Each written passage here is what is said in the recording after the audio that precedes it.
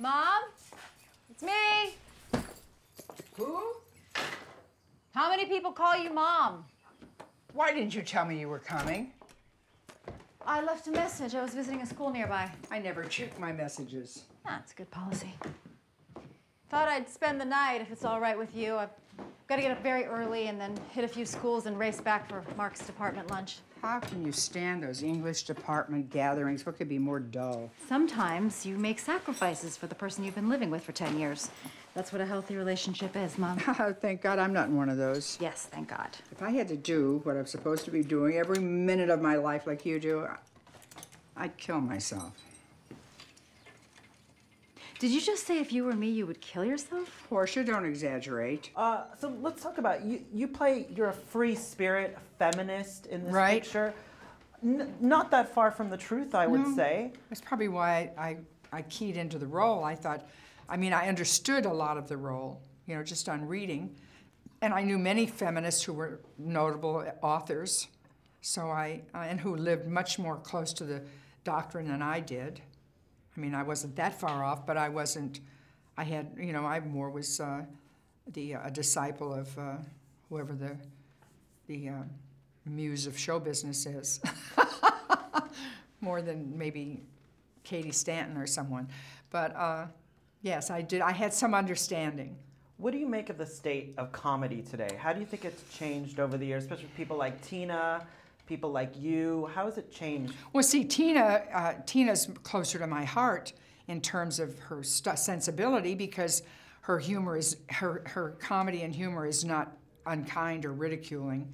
It's more perceptive, intelligent, observational, witty. You know. And then she likes a little bit of nonsense thrown in, and so I love to see a female doing really thoughtful, intelligent, observant comedy.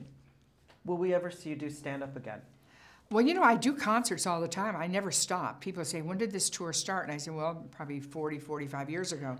Because I always did, I still do them. I just played San Diego about a week or so ago. So how does the material change? Where do you get inspiration? Because I assume you do different material in different cities, things like that. So are you constantly writing? What's your process? Well, you're always looking, you know, I always do something about the city. I mean, you just spend time, you know, reading about it on the internet and what you know about it yourself. And I've been to almost every city there is, at least once.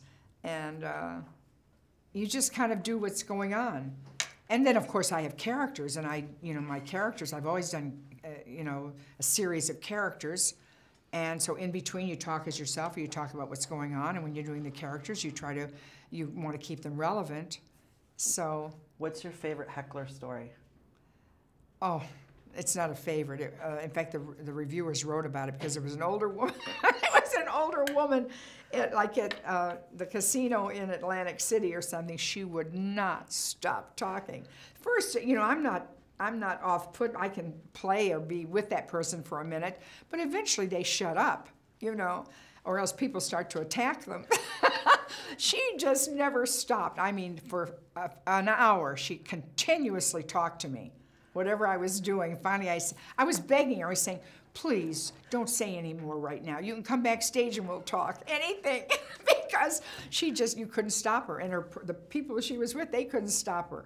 And maybe she was loaded, I don't know, but she was having fun. The only one in the group.